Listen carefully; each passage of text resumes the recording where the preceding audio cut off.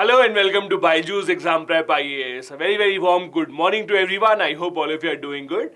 I welcome you back once again to the Hindu Newspaper Analysis session where we discuss some of the most important news stories from the mains and from the prelims examination point of view.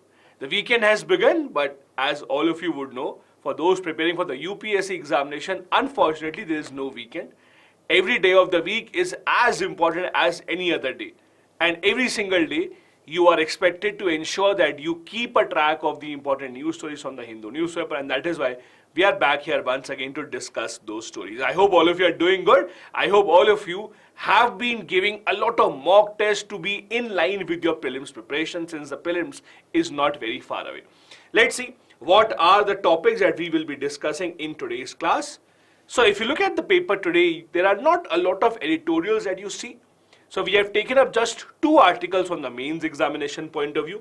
First, what is happening at the WTO with respect to IFA negotiations. So IFA negotiation, and we'll discuss that in just a bit. It is most significantly related to investment. The WTO members want to have an international treaty about investment and the rules of investment. India does not seem to be in favor of that. So we'll be discussing what that is. Second topic that we'll be discussing is Science for All. That is a topic that is based on LIGO experiment, LIGO. I hope all of you by now know what is a LIGO experiment. If you don't know, today you will get to know about this. Then from the prelims point of view, we have quite a few news stories. Number one, the Ministry of Home Affairs has decided that those prisoners who are very poor, who can't even afford money to give their own bail, Home Affairs Ministry will help them financially to ensure that they are able to get bail and they come out of the prison. Then we'll be discussing about the decision of the Himachal Pradesh government, where they are saying that they are thinking of legalizing cultivation of cannabis. There are some states that have already legalized this. We'll be discussing the consequences of such a decision.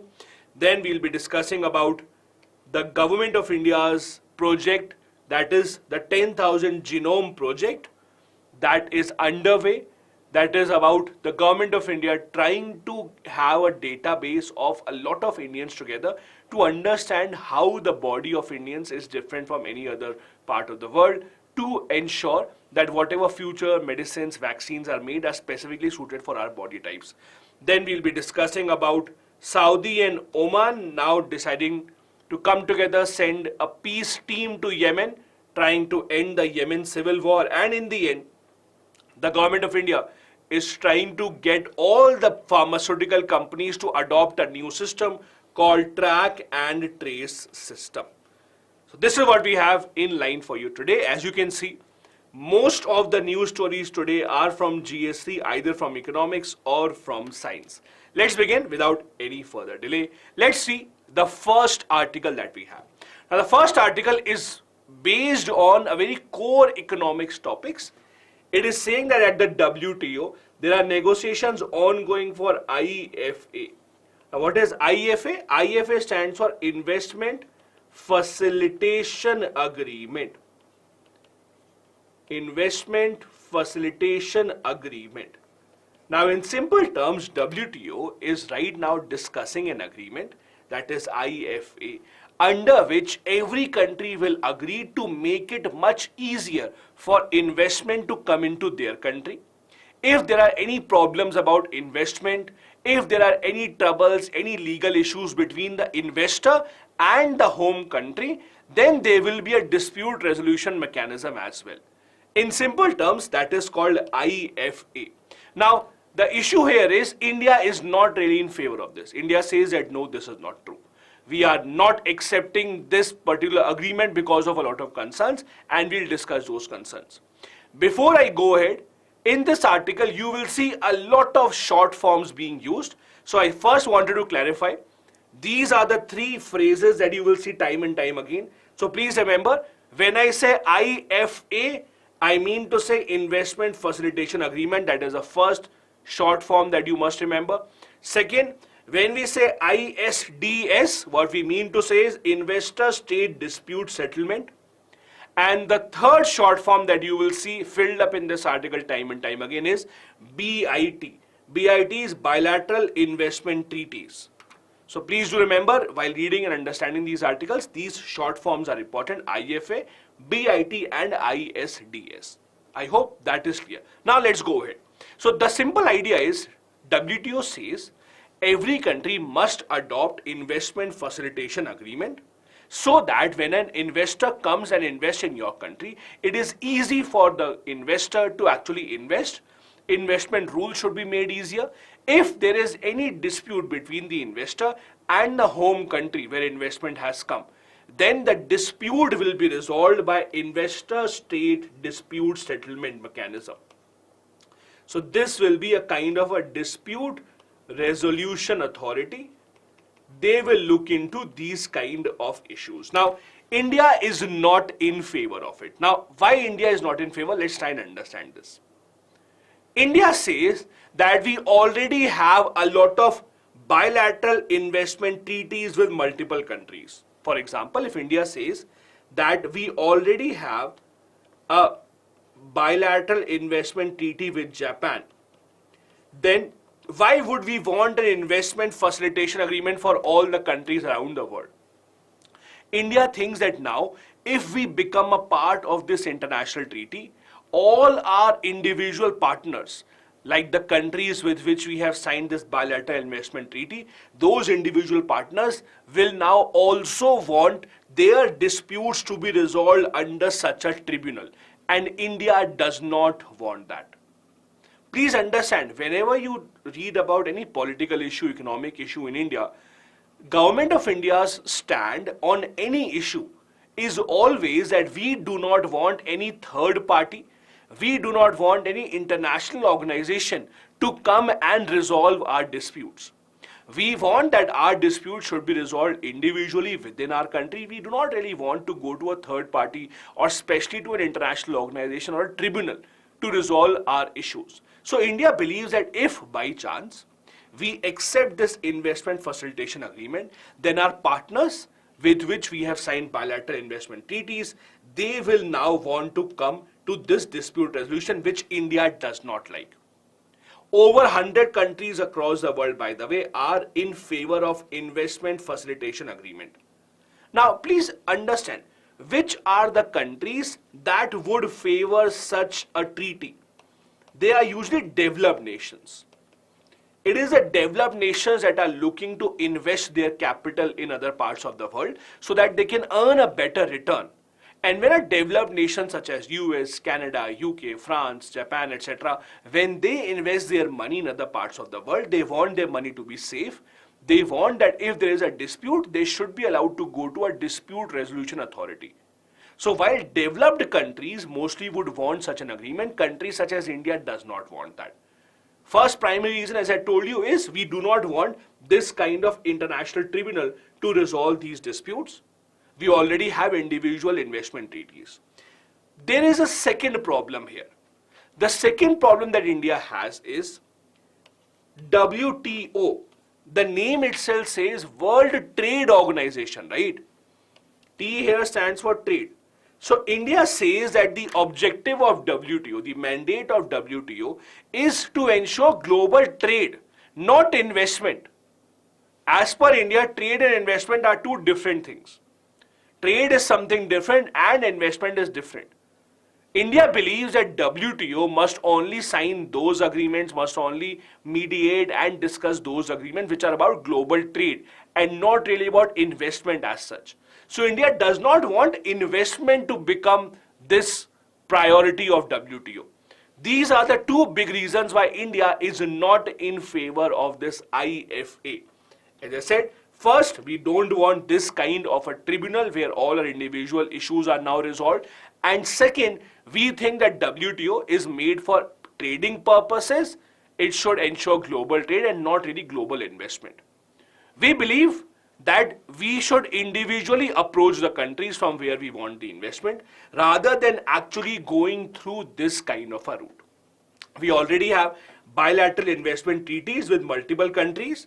We do not want that an investor under the BIT should go to this tribunal because we do not want any international tribunal to come in between and resolve our issues. Now please understand all these fears that India has, that if we become a part of this treaty, then our issues will go to international tribunal. All these are expectations or fears that we have. WTO is saying none of this is true. This will not happen. WTO is saying that India should not worry. Something like this will not happen. International tribunals, for example, will not interfere with the working of India. International tribunals will not interfere with individual investment treaties that India has. But India still has fears. And India thinks that if we go ahead with such kind of an agreement, it will be detrimental to India. Now, as I told you, there are two big issues India has with the IFA. First, we believe investment does not belong to WTO. WTO is specifically for trade. Their focus should not be on investment. Whatever little laws that they have about investment, they already exist in the General Agreement on Trade in Services. So we do not think, India does not believe that WTO should have a new treaty for investment purposes. Second problem that we have, as I told you earlier, we do not want these negotiations, etc., to go on in these international tribunals. We do not like our issues to be resolved in such kind of tribunals. We are much happier in ensuring that our individual bilateral investment treaties are given much more importance rather than such an international agreement. Now, there is one more thing I wanted to share with you. I'm sure when you read economics, you would have read about TFA. Maybe you are reading about IFA for the first time in this article, but before that, you all would have read about the TFA agreement. Have you read about this? TFA. TFA was a lot in the news a few years back. It was an initiative by US and by other developed nations. They wanted all the countries to accept TFA. Now please remember, IFA is different, TFA is different. TFA is Trade Facilitation Agreement, IFA is Investment Facilitation Agreement. So TFA says, or under TFA, the logic was, every country around the world should promise that they will make provisions to make international trade much easier. For example, let me give you a simple example. USA, for example, says that when our companies come and do business in India, when they do trade in India, they have to file a lot of papers. They are asked, bring your Aadhaar card, bring your PAN card, get permission from your mother, father that I can do trading, etc. So Indian government, for example, puts a lot of conditions, only then they allow any foreign company to trade. USA said that this should not happen. USA wanted single window clearance. Single window clearance means that rather than taking permission from different ministries, from different departments, if any company wants to start trading in India, they should be allowed to trade and get permissions at one single point from all the different departments, rather than going from one department to the other department. That was TFA. TFA was to improve the speed and efficiency of trading, to bring down any barrier to international trade, to allow different countries to trade with India. All these were a part of TFA. Now, if you remember, and I'll take you a few years back, if you remember and if you were keeping a track of current affairs, when USA introduced this idea in the WTO that we should have TFA, every country should accept that, India actually was opposed to it. Do you know why? India had said, we will become a part of TFA only and only if you first resolve the issue of agricultural subsidy. Remember, TFA was an initiative that USA wanted every country to adopt. But India said, no TFA. First talk about agricultural subsidy. Because India had that issue, that how much agriculture subsidy can you give. The agreement on agriculture that we have, India was not allowed to go forward with its food security program. There was a limit on the subsidy that could be given. India played it in such a manner that Government of India said, if you want us to accept TFA, we will only accept that if you allow us to increase our food subsidy. When that issue could not be resolved, that is when something called the peace clause came into the picture. Again, I'm hoping that you remember. If you don't remember, that would be a kind of a revision for you. This is how peace clause came into picture. When USA said, okay, we will resolve your matter of agricultural subsidy, but first accept the TFA agreement and we will sign a peace clause. Peace clause means we will not file a case in the WTO against India's agriculture subsidy. So all that is connected to each other. All that is connected, the TFA, the peace clause, the agriculture subsidy, all these are connected to each other. These are not separate things. And that is why it is important to keep a track of current affairs in a very regular, synchronized manner. So for example, if you are preparing for 2024 attempt, or even if later than that, even if you are preparing for 2025 attempt, even then you need to know the things happening today, because only then you would be able to connect that to what is happening later. Similarly here also, as I said, just one agreement, reading about that is not enough. You need to know the background story of it. And this is the background story that we have about this. Now, the TFA came into force in 2017. As I said, India had agreed to this because India was given the assurance of a peace clause that don't worry, we will not file a case against you. The TFA was mainly about liberalization of trade. Developed nations such as USA said we will help the developing countries to set up infrastructure. We'll give them money also to bring in better systems of how to give permissions. We'll help them in controlling corruption as well. So all these were a part of TFA. While India had agreed to trade facilitation agreement, India right now does not agree with IFA. The investment facilitation agreement that is right now going on, being discussed in the WTO, India does not agree to that. We are not a party to that, while we had been a party to the TFA. That was our first article for the day. Let me see if there are any comments before I go on for the second article for the day.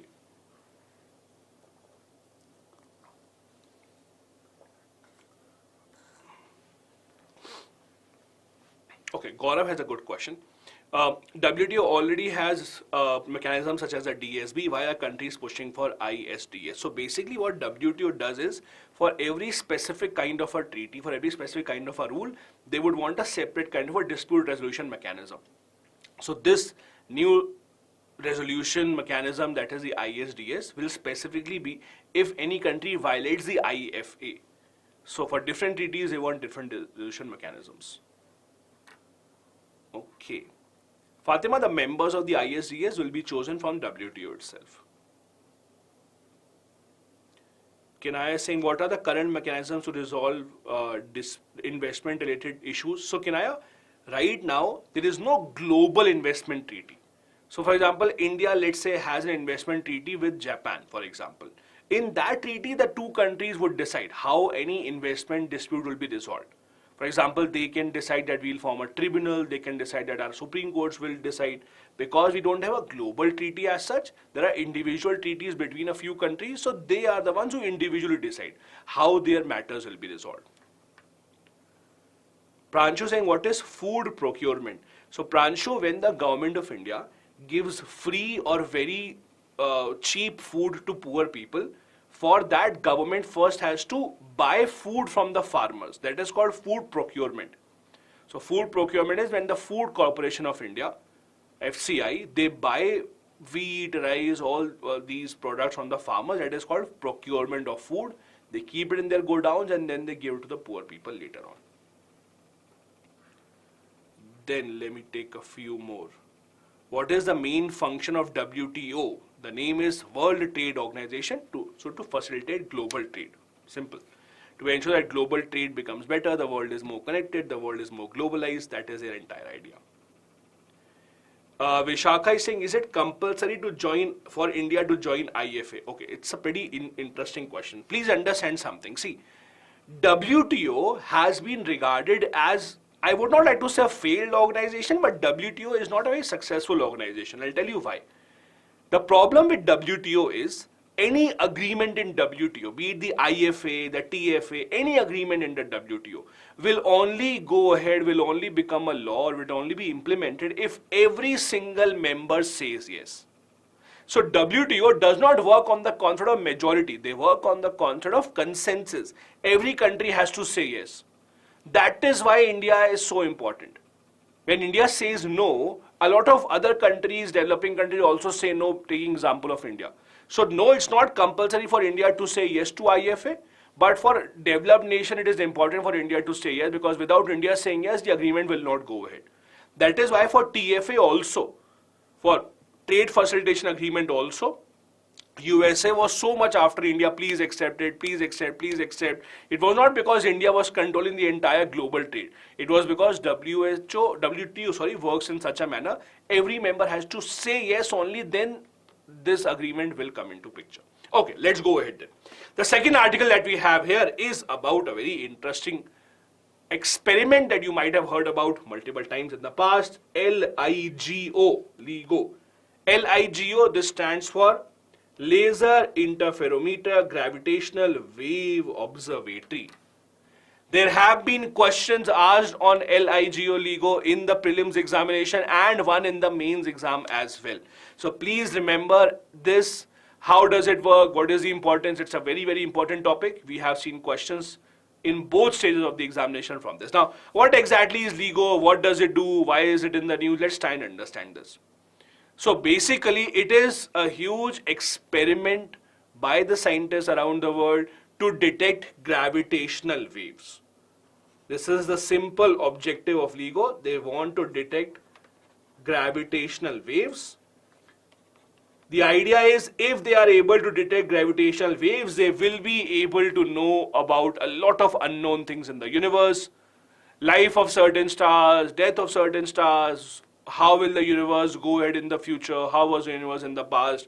Because see, a lot of things in our universe, about how universe started, how universe will go ahead, how universe will end, a lot of things in the universe are mostly based on assumptions. I know scientists will not like me saying this, but a lot of things in our universe are right now based on assumptions. That is why we have so many different theories. Yes, we have the Big Bang theory, but there are so many different theories that we have because a lot of it is just based on assumptions by the scientists. So to ensure that those assumptions are correct, that is why scientists across the world want to detect gravitational waves and study them. So basically the simple idea is India also has been trying to set up such a project called LIGO, LIGO. Now the problem is, to set up such a project like LIGO project or anything else, it requires huge amount of land. So you have to displace a lot of people. It requires scientific knowledge. That is fine. India has a scientific knowledge. We are never in shortage of scientific knowledge. We are in shortage of land, short of money. So what has happened is, for a long time there have been talks that India should have a LIGO observatory. Finally, what has happened, why it is in the news? Finally, the Union Cabinet has decided to give 2600 crore rupees for this project and give approval to have a LIGO observatory in Maharashtra. That is why it is in the news. So, the gravitational waves, as you know, were first detected in 2016. However, Einstein, when he was alive, at that point of time itself, he had said that there are something like gravitational waves, although he could never actually prove that. So Einstein had given this theory of gravitational waves, that there are some gravitational waves across the universe, but they were detected first only in 2016. USA has certain LIGO observatories. India will now also have a LIGO observatory. India's will be the third detector. So there are two detectors in US already which are operational. India will have a third detector. This will be the LIGO India project, for which the government of India, the cabinet, has already given the approval. Sandhya, USA has a LIGO observatory. Japan also has a LIGO observatory. So some developed nations have it. Now India is also trying to build it. Now, what is the importance of it? Why is it that it is important to have such kind of things or such kind of infrastructure in India? Let me ask you this question, okay? And tell me honestly, if I ask you, should the government of India right now focus on education, health, poverty only, rather than spending money on all these things, LIGO observatory, detecting gravitational waves? Should we not just focus on poverty, malnutrition, health, education, or do we need to give money to these kind of observatories as well? What do you think? What do you think? Is it right for the government to give money to these kind of things also? Because 2600 crore can be used in education, health, see how many hospitals can be made out of it. How much nutrition can be given to students? What do you think?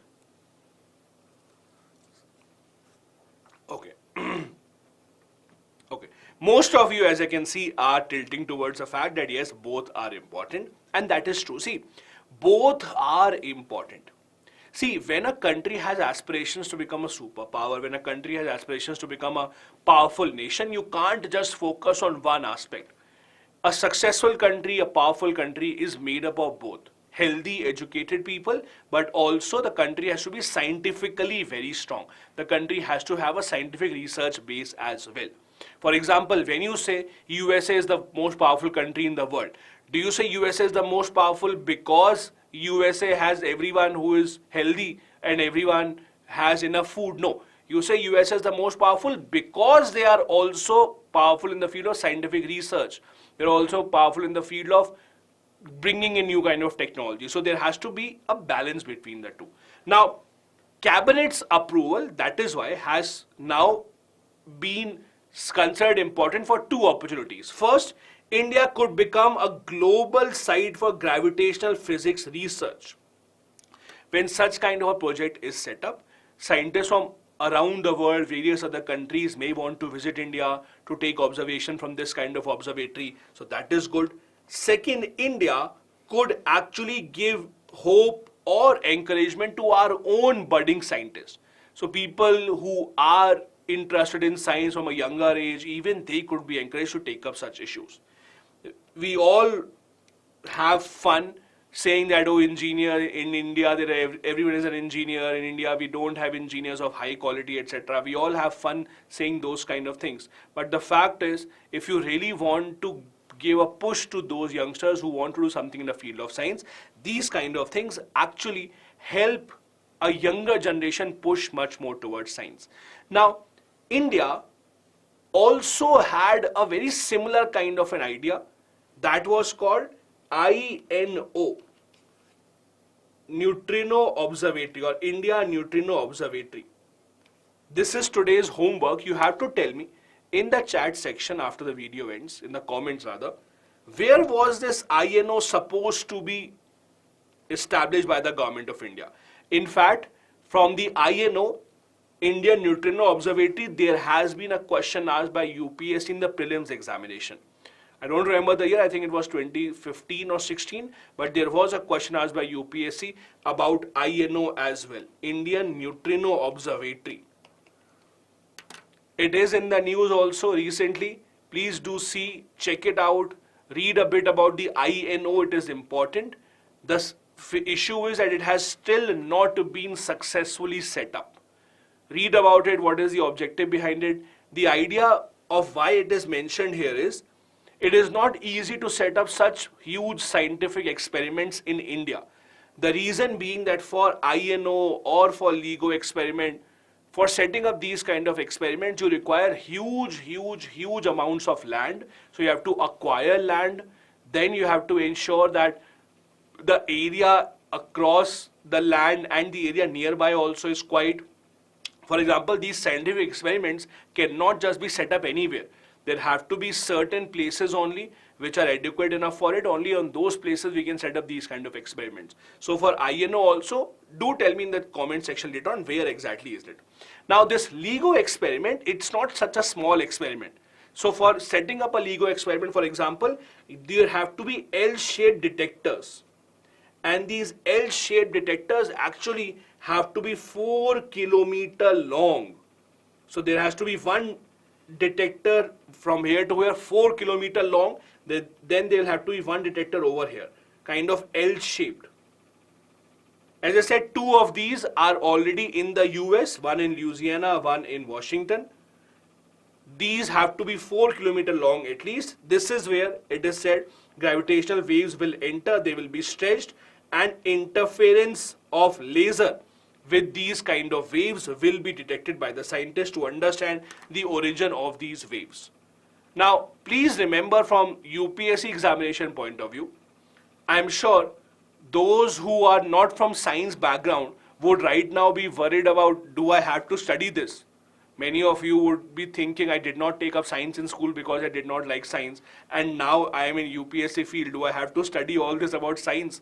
So to those especially who are from non-science background, please understand UPSC will not ask you how the gravitational waves are detected.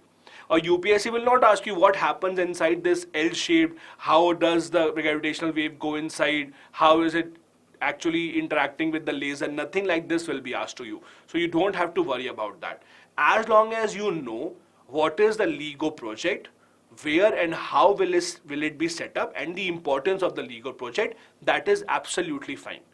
You don't have to go into a lot of other details about how will these waves work, where are these waves right now, because that technical knowledge about science, that will not specifically be asked by the UPSC. So if you are from non-science background, don't really worry about that. You don't have to go into a lot of deep details about this.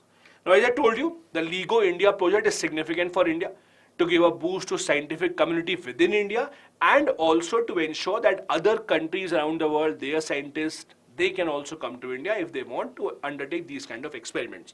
Now, this project, LEGO India, is a joint collaboration amongst multiple institutes. For example, Institute of Plasma Research from Gandhinagar, IUCAA from Pune, and Raja Ramana Center for Advanced Technology in Indore. These are the institutions that are working together along with the scientific community to make up this kind of a project. Also, there are a lot of engineers, physicists who are working together in this project from the field of astrophysics, astronomy, gravitational physics, cosmology, etc.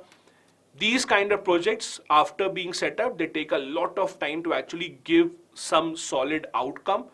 These kind of projects, when they are set up, they take a lot of investment, they take a lot of effort, they take a lot of attention of the government of India, but the end result might be seen after many, many years. Also remember, we just have an announcement from the cabinet that we are giving this much budget.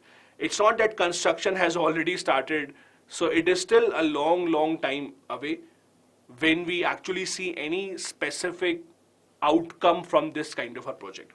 Now, gravitational waves, which are at the center of LIGO, what exactly are these? So the simple idea is, as per Einstein, who first gave the idea of gravitational waves, he said, these are distortions in the fabric of space and time, which are caused by violent and energetic processes in universe. So for example, he said it in the universe when the stars collide, whenever these kind of huge heavy impact processes take place, there is some ripple that is actually seen in the universe that can be considered as gravitational waves. They were predicted by Einstein over 100 years back in 1916, but they were only detected for the first time in 2016. How are they usually, or how do they usually emerge, these gravitational waves? They emerge from black holes, supernova, neutron stars, Big Bang, etc. That is the theory of the gravitational waves. These were the only two articles from the mains point of view from today's article, from today's newspaper rather. Now we'll go ahead from the prelims point of view. Before that, let me quickly take up if there are a few important questions. Bidisha is saying it would also help detect earthquakes. I am not sure if your question is detect earthquakes or predict earthquakes. If your question is about would they help us in predicting earthquakes, no.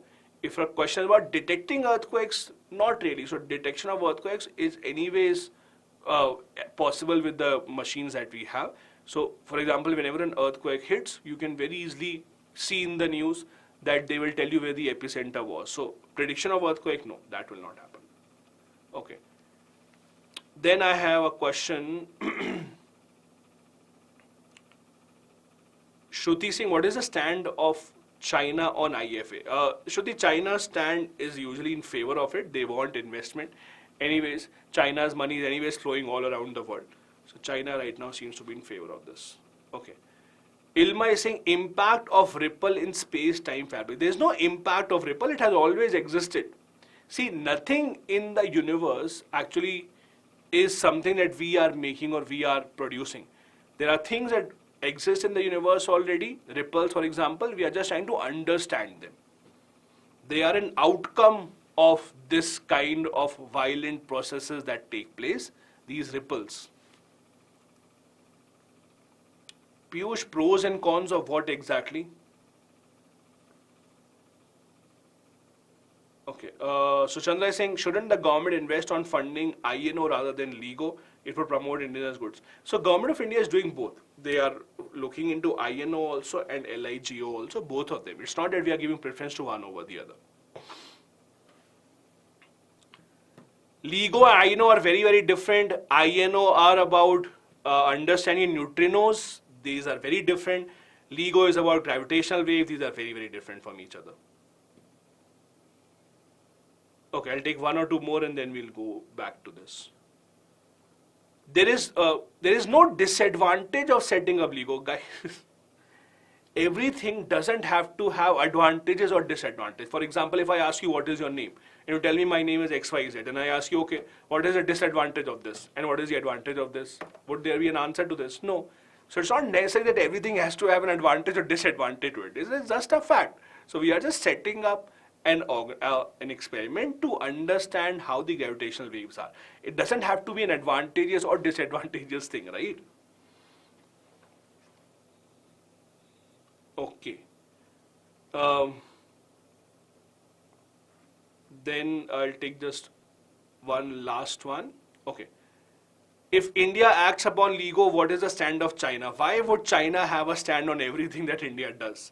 China does not have a stand on everything that we do. They have other things to do. They don't have any stand on what do we do with LEGO or Lego or whatever.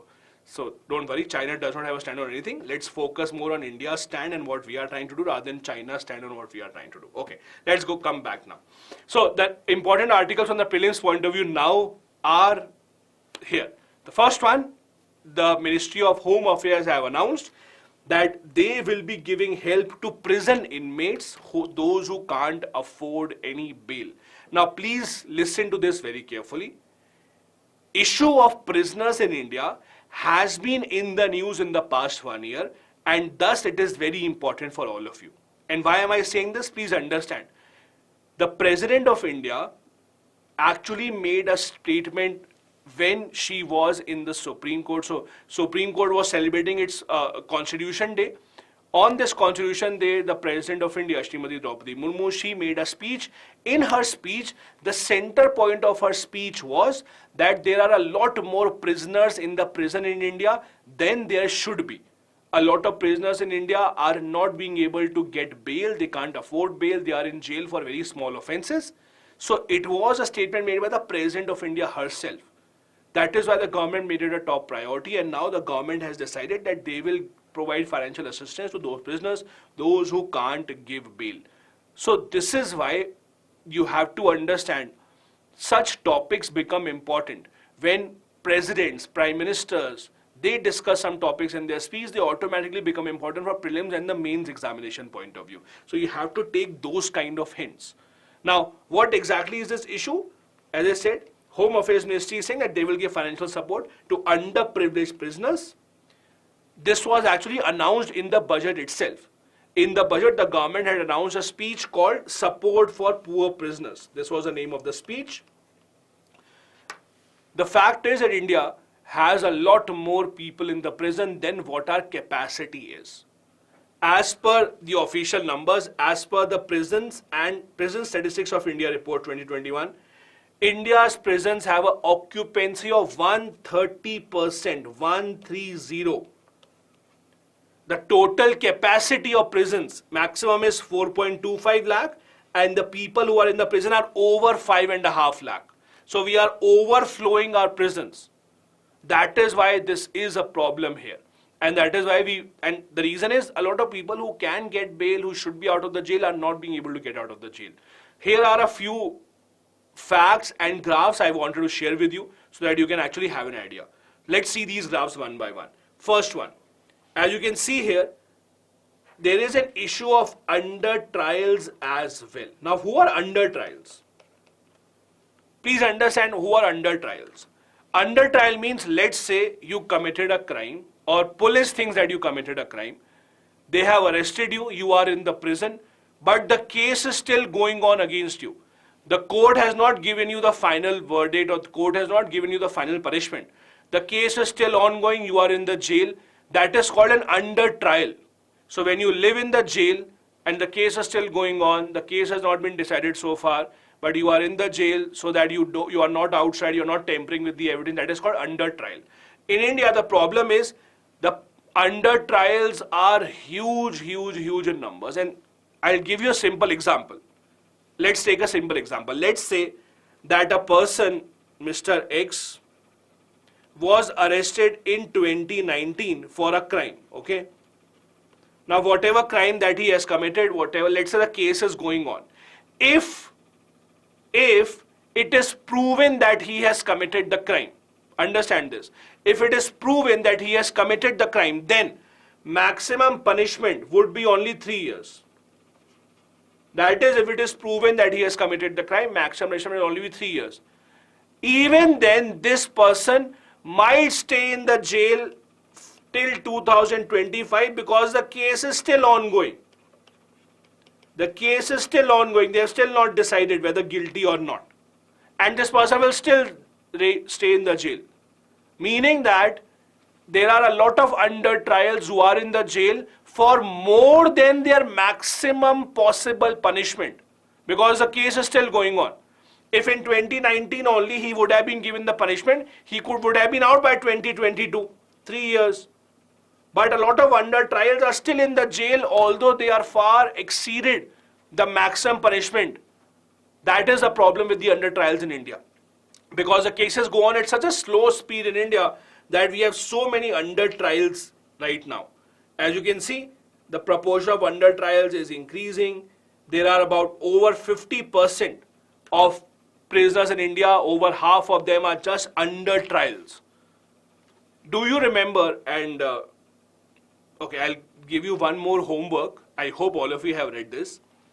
There was a very famous Supreme Court case after which or under which the Supreme Court ordered releasing thousands of prisoners, thousands of under trials in Bihar. You have to tell me the name of the case in the comment section after the video ends. I'll give you one simple hint. The hint is that case is considered as one of the first PIL cases in India. It is considered as one of the first PIL cases in India. When you read about PIL, that is when you read about that case. And in that case, again, the Supreme Court ordered release of thousands of prisoners from Bihar who are under trials, facing the same situation that I'm talking about right now. That they were under trials for such a long time that even if they would have been given the maximum punishment, they would have actually been released. Now, over here, there are also other things that you must understand. How many years do under trials spend in the prison? There are some under trials who have spent over 5 years in the prison. All these numbers, all these data are from the government of India. As you can see, over 11,000 prisoners are under trials and they have spent over 5 years in the jail. Just that their case has still not been decided. One more graph for all of you. As we discussed, the occupancy rate in Indian prisons is over 130% right now. Over 130%. This is much more than the maximum capacity. And this was again a center of discussion because a few months back there was a discussion. Is it right? And let me ask this to you, in fact. If we see or when we see 130% as the occupancy rate in the prisons, what is the solution? Is the solution to make more prisons or is the solution to release people from the prison? What do you think? Is the solution to make more prisons so that the occupancy rate can come down, or is the solution to release people from the prison? What do you think?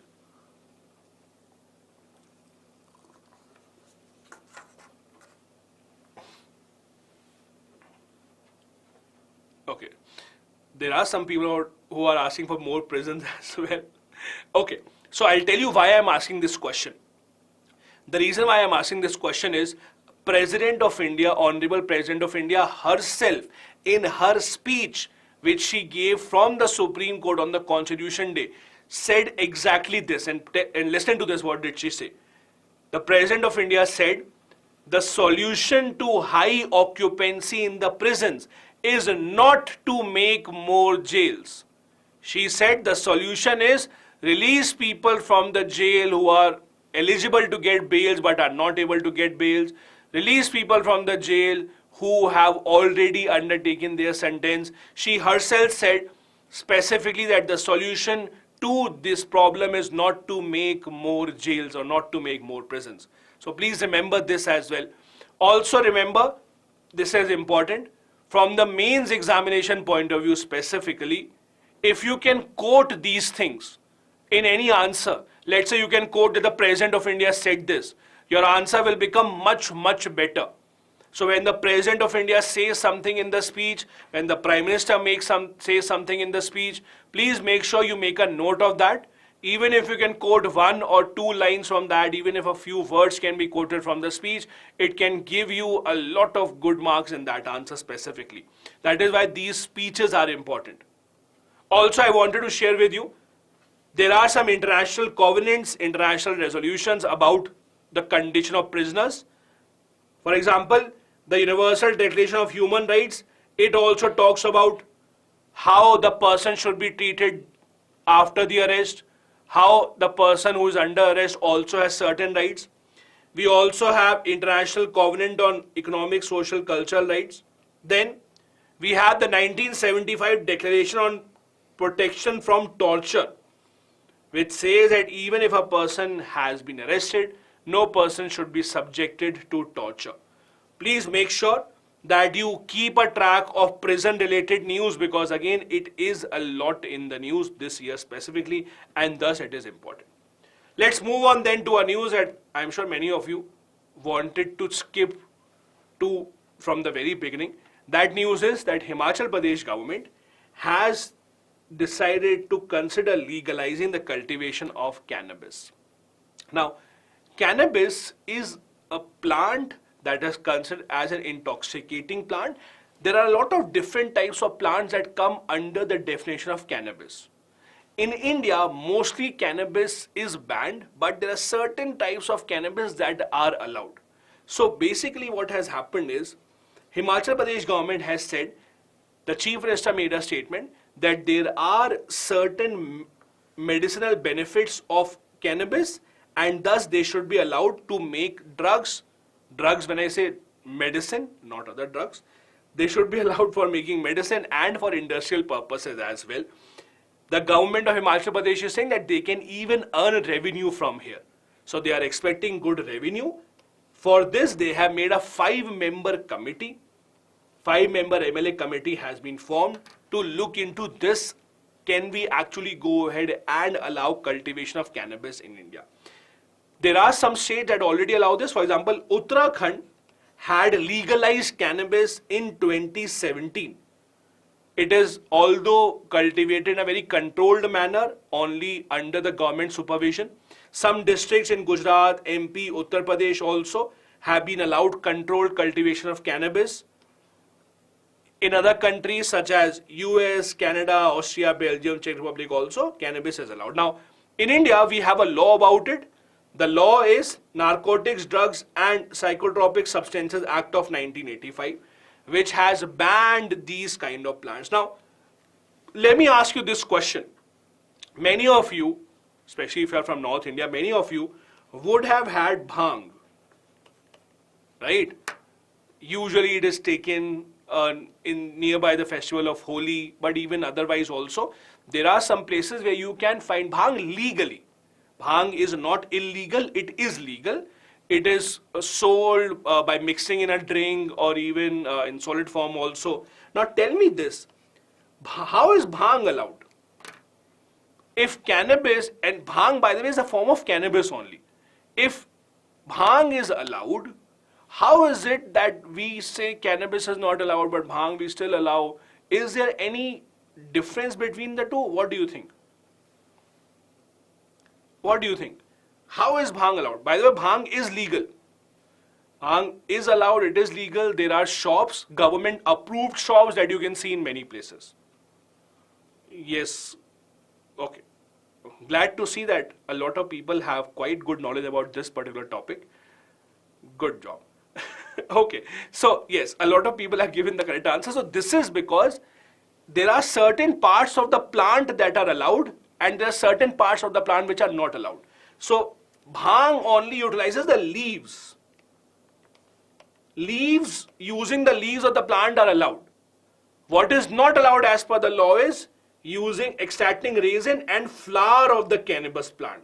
This is banned. Resin and flower of the plant, this is bad. This is not allowed, but using the leaves is allowed. So when you say bhang, it only utilizes the leaves of the plant. Although bhang also is only sold on those shops which are licensed shops by the government of India, not on every single shop, but it is allowed because it only utilizes the leaves. Now all these different types of varieties, that is weed or bhang or marijuana or hashish, all of these are collectively called cannabis only. So cannabis is a collective term for all of these. I would not like to go ahead and go into detail of how and where and how is it sold.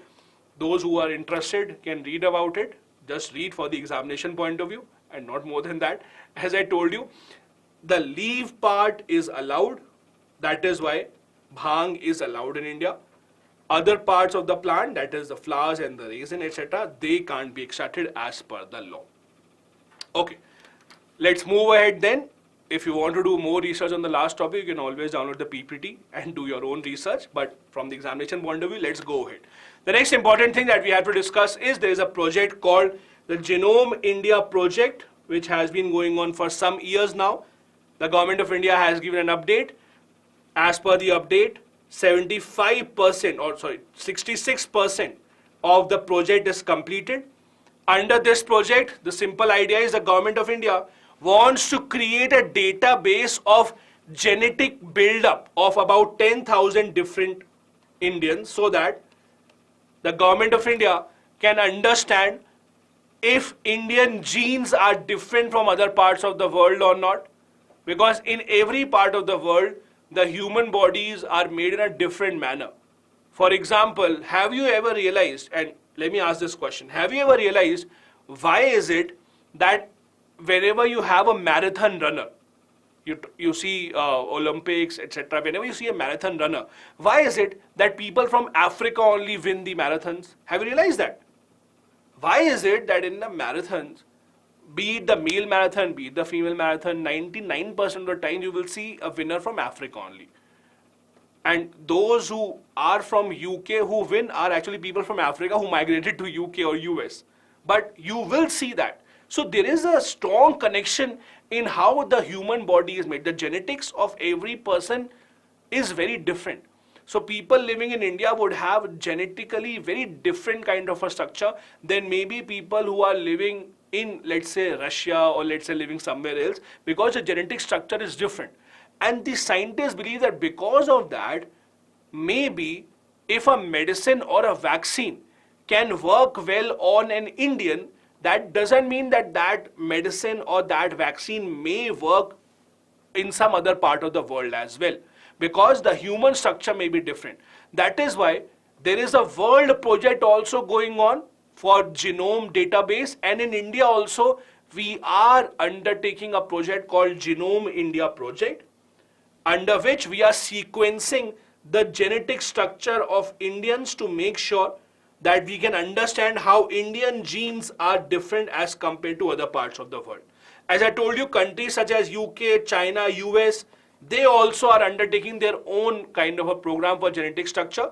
India also is doing the same, called Genome India project.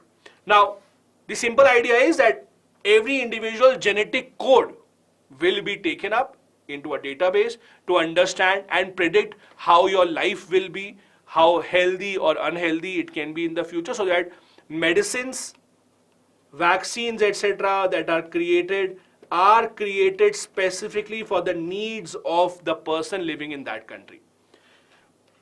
Genome in simple terms has all the genetic matter. It will have all the information about how your body is built, about how your body will react to a certain situation, how your body will react to a certain substance, and that is what the idea is. This project is a collaboration of about 20 institutes from India. The idea is simple: to create a database of reference genome in India about diverse Indian population. The idea is not to collect sample from everyone. The idea is to have a database of about 10,000 samples in the first phase. So please don't think Why is it that my sample was not taken? Why no one came to my house to take my genome sample? Don't worry, maybe you are not a part of it. It was only because there are only 10,000 samples that will be taken in the beginning and not all of them. Do remember that. Okay. Now, as I said, this is an Indian version of a global project going on. The global project is called Human Genome Project, which started in 1990 itself. The idea was again very simple, to have a database of how genomes exist in different parts of the world. Because of the diverse population in India and other parts of the world, it is expected that the same medicines, vaccine may not work everywhere else. To make different specific vaccines, medicines, other types of substances, this idea has been created. Do read about that, not a lot in detail, but just understand what exactly is this idea, how does it work, how will it be taken up. The next article that we have here is about Saudi Arabia and Oman.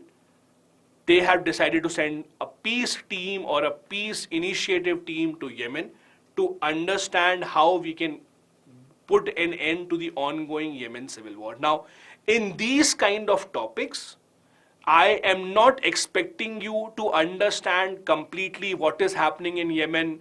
Why is it that the Houthis are fighting against the Yemenis government? What is the role of Saudi Arabia? What is the role of UAE? What is the role of Iran? I am not expecting you to remember all that. What I am expecting you is, in these kind of topics especially, please focus a lot on map. You have to make a note of the countries that are in the news, look at their map, look at what are the neighboring countries or neighboring water bodies, so that you can actually remember from the prelims point of view specifically.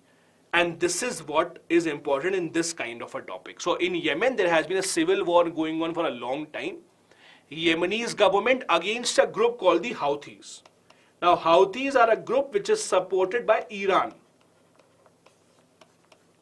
Iran has been supporting Houthis. They are the ones who have been giving the ammunition, money, etc.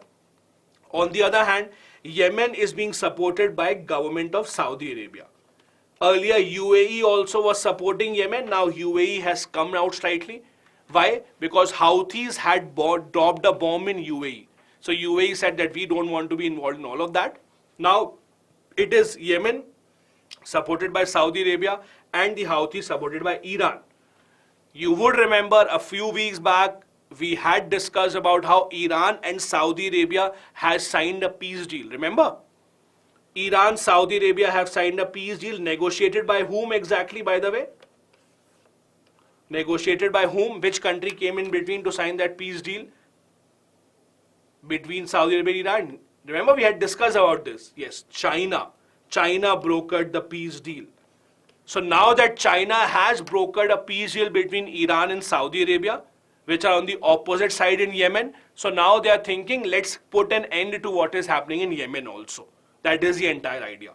As I told you, from examination point of view, I expect you to remember the map, the countries which are neighboring each other. That is important for you. So if you can see, this is Yemen. Which are the countries that share a border with Yemen? Oman and Saudi Arabia only. These are the two countries that share a border with Yemen. Other countries like UAE, etc., which were involved earlier, they don't share a border with Yemen. With Yemen, there are only two countries that share the border. If you look at the water bodies, so this is Yemen again. If you look at the water bodies which are near Yemen, this is the Gulf of Aden, this is Bab al-Mandab, this is the Red Sea. Please do make a note of these maps. These are important from the prelims point of view, because Yemen again is a country that is in the news, and not just Yemen. Usually you will see the West Asia part or the Middle East, whatever you want to call it. We prefer calling it West Asia because it is west of Asia. Middle East is a name that USA gave. So if you look at West Asia, most of the map-based questions in the prelims examination are specifically from West Asia only. There are questions about Mediterranean, for example. There are questions about the Red Sea, questions about Golan Heights, questions about different types of news that are somewhere discussed. So please make sure that you take a very long look at all these maps, utilize your atlas, make a note of these countries which share a border with each other. This is again a better map of Yemen. just to show you which kind of areas are under the Houthis and which areas right now are under the Yemen government. This is the area that you can see here controlled by the Houthis. They are again controlling a large part of it. Then we have the Yemen government trying to control some part of it. This is how the Yemen issue right now is. Now, the Houthis as a group, although not very important, but just to share a few details about the Houthis as a group in simple terms, the Houthi movement started in 1990s. Houthi movement started from a different kind of a movement which was called Believing Youth. So it's a Zaidi revivalist group. It is based on the name of its founder. The founder's name was Hussein al-Houthi and his father. They were the ones who came up. The idea was very simple. They thought that the Yemen government is not working properly as per the Islamic values. They want to take Yemen back to the real Islamic values, to revive the real values of Yemen. That is where the idea started. So this ongoing battle between the Houthis and the Yemen government has been going on from 1990s. The reason that it has gone on for such a long time is Houthis are supported by Iran. This movement first started as a political movement. They first started saying that Yemen government is corrupt, they should be removed. They said that US is interfering in our country. Later on, this movement became much more violent. There have been attacks on both the sides, and now Houthis are trying to take over most parts of Yemen. And now we move on to the last news story of the day. Last story of the day is that the government of India wants pharmaceutical companies, medicine companies to adopt a new system called track and trace system. This is for those medicines that are exported.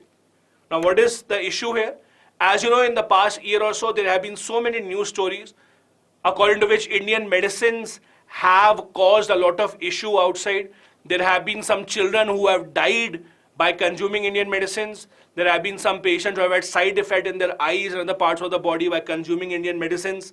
That is why the idea is any Indian medicine that is exported, that should be a part of track and trace system. Now, what is this system? In simple terms, in every single medicine, in the packaging, there should be a barcode.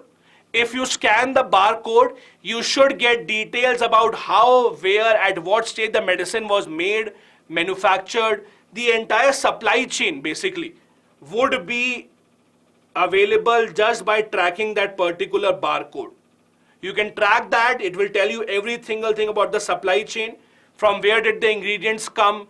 Where were the ingredients mixed up? Where did the packaging happen?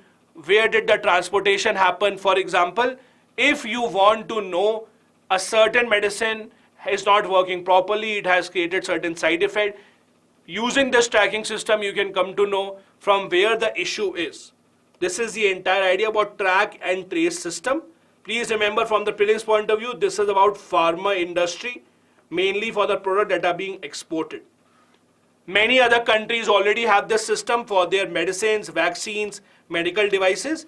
Indian government also wants the pharmaceutical companies who export their medicines to have the same system. And this brings us to the end of today's session of the Hindu Newspaper Analysis. I have a couple of practice questions right here for you for the mains examination. Also, I've given you 2 questions for homework, which I would want all of you to tell me in the comment section. One was about the INO, where is it? Search about that. Read a bit about the INO, Indian Neutrino Observatory, and the other was about the Supreme Court case, which led to releasing of a lot of under trials, which was that case. Thank you so much for joining in. Please make it a point to join at 10 a.m. specifically so that you can attend these sessions live, which will be much, much more helpful for you. From now onwards, please go ahead and go to the Telegram channel. Telegram channel will have a quiz based on the topics that we have just discussed. Thank you so much. Bye-bye. Have a good day. Jai Hind.